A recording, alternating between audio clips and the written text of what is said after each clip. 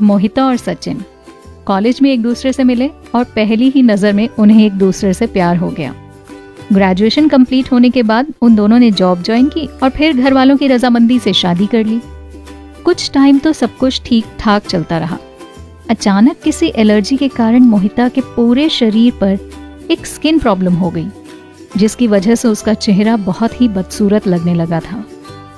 वही मोहिता जिसकी खूबसूरती के बारे में लोग चर्चे करना नहीं बंद करते थे, उसी मोहिता के चेहरे की तरफ लोग देखना भी पसंद नहीं करते थे। जिधर से वो गुजरती थी वो मुंह मोड़ लेते थे।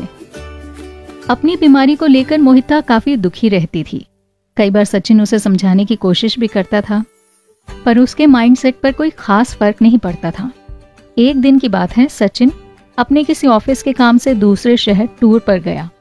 वापस आया तो उसने मोहिता को बताया कि उसका एक एक्सीडेंट हो गया, जिसकी वजह से उसकी आईसाइट यानी देखने की शक्ति चली गई। उन दोनों की शादीशुदा जिंदगी वैसे ही चलती आ रही थी। जैसे जैसे वक्त बीत रहा था, मोहिता की स्किन प्रॉब्लम और बढ़ती जा रही थी। उसे पता था कि उसका ब्लाइंड हस्बैंड उसे देख नहीं सकता और वो उसे उसी तरह से प्यार करता था जैसे कि पहले करता था, इनफैक्ट उससे भी ज्यादा। और फिर बीमारी के चलते एक दिन वो इस दुनिया से चली गई। उसकी मौत ने सचिन को बुरी तरह से तोड़ दिया था। सारे रीति रिवाज, सारे विधि विधान निभाकर सचिन उस शहर से जाने की तैयारी करने लगा, क्योंकि उसे मोहिता की बहुत याद आती थी। इस पर एक आदमी आता है और बोलता है, अरे भाई, तुम अब अकेले कैसे रहोगे? अब तुम्हें सहारा देकर कौन चलाएगा? मोहिता के बगैर तो जिंदगी तुम्हारी बहुत मुश्किल होने वाली है। इस पर सचिन जवाब देता है, भाई साहब, मैं अंधा नहीं हूं।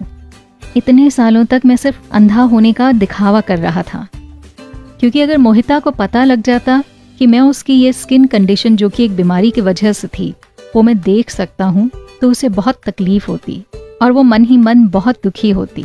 तो इसीलिए मैंने सोचा कि मैं ही अपनी आंखें बंद कर लूं, ताकि उसे ये एहसास ही ना हो कि उसका पति उसे देख सकता है।